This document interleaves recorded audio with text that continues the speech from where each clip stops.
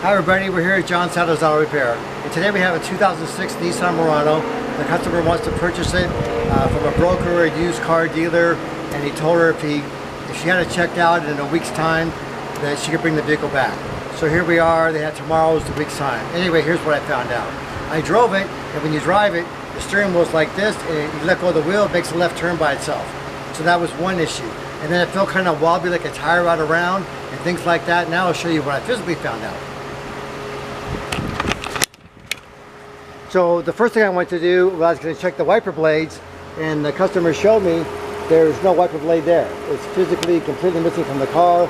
The reason they knew is they turned it on and it's already scratched the windshield here. The other side, the blade looks pretty worn out. These also have one in the rear. And there's no blade there. Also, the horn doesn't work, so we have a scan tool hooked up to it.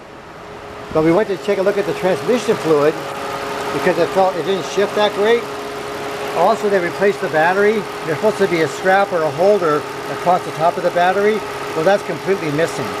And that keeps the battery down in place so the battery doesn't jar around and become loose inside. Okay, let me set up the camera. So we're going to pull the transmission stick out, then we're going to wipe it off. And we're going to pull it out again. And the fluid level is supposed to be in these crosshatched areas right there. There's no fluid on the stick at all. So that means there's no fluid, you know, it's at least a couple quarts low when there's no fluid at all. From that little crosshair to that crosshair is 1 quart. So then I looked underneath the vehicle, and I haven't even raised it up in the air yet.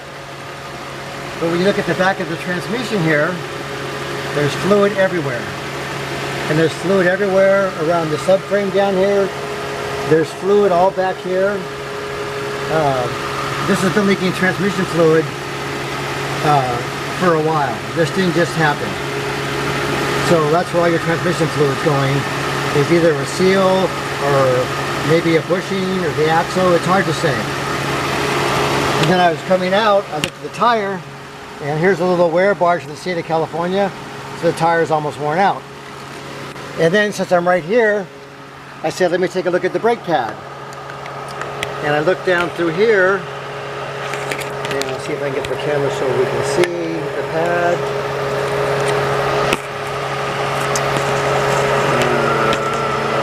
Okay, you can see right with the light shining there, you can see the rotor, then you can see the brake pad, and the brake pad material, there's hardly any pad material whatsoever. The brake pad's almost totally gone on the front.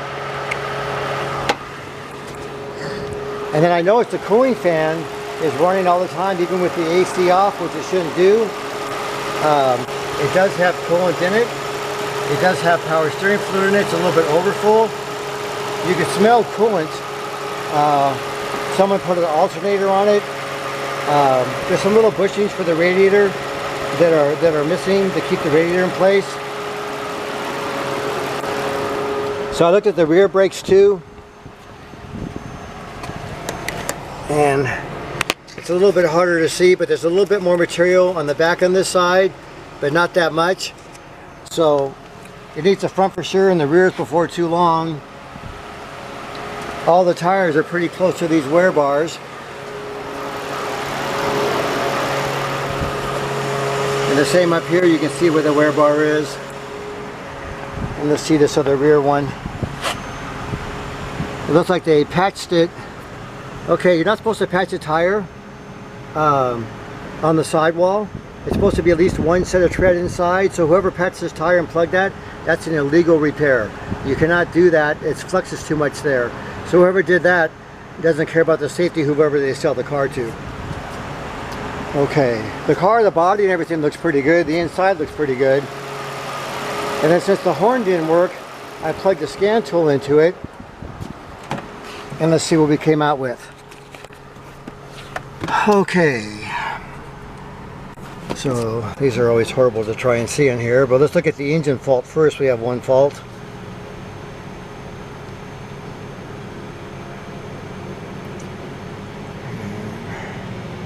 We're waiting for it to initialize to that system.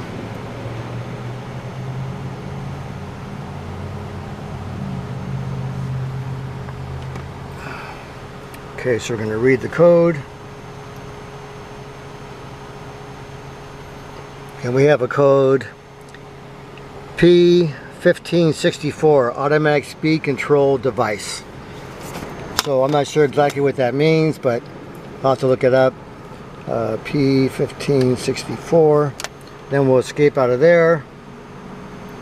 Escape. Escape.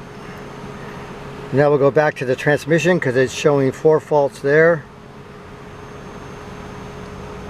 And we're going to read the codes.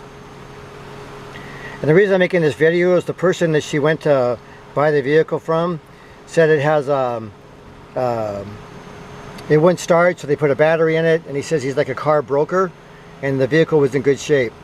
So you can see past it had a 725 engine speed, then transmission control module P1701, then the starter relay was the past one, then fluid pressure low was P0868, and if it doesn't have any fluid in the transmission, that's a good reason why, you know, 2 or 3 quarts low. So we got P0725 and P1701 and P0615, then P0868. So we'll escape out of that. We'll escape out of that. And then it showed that it had 2 airbag faults, and that could be possibly why the horn's not working.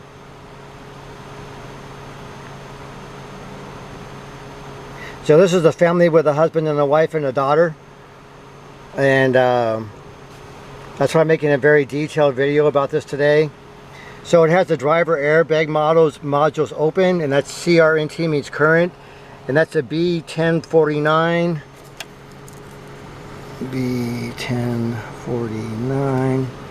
and a B1054. And so just those things right there alone, you're telling someone that they have a good car that is safe to drive their family in. And I didn't even want to raise it in the air because of all the issues that I just saw from the top. The engine sounds like it's okay. The transmission doesn't work good. It has a lot of faults with that.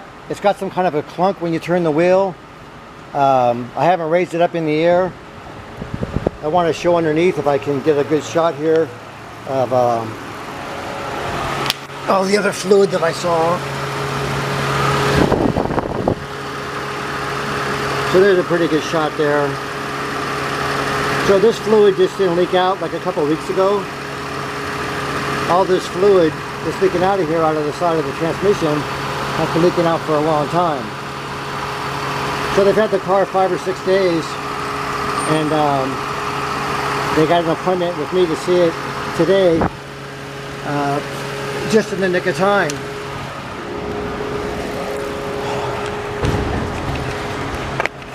So in closing, when you're buying a vehicle, and the transmission fluid doesn't even show on the stick, has a bunch of transmission codes, the steering wheel's off at an angle, he said he got in line, he said the vehicle's good, it's safe to go, you turn the wipers on, the whole part was missing, so now the windshield's scratched. You know, there's just way too many faults, the airbag faults, you don't have a horn. He said he's a car broker selling, you know, safe vehicles to families. This is not a safe vehicle, this is not a family vehicle. I'm going to advise the consumer, if they can't figure it out with them, they can go to the Bureau of Automotive Repair and file a complaint, because if they're doing automotive repair by changing the battery and whatever other work they did on it. And then we can go to the California Department of Motor Vehicles. They have a used car investigation department, so if you're selling used cars and things like that, they can go to the investigator. So hopefully they'll work it all out, but I'm making this video so the person selling the vehicle can look at it and say, hey, you know, I tried to sell this person this vehicle. Maybe he didn't know all these things are wrong with it, but now he knows. Now we have cut and dry, you know, hard facts, what's going on with the vehicle, and we'll just go from there. And I wish the family all the best. Thank you very much. Have a great day.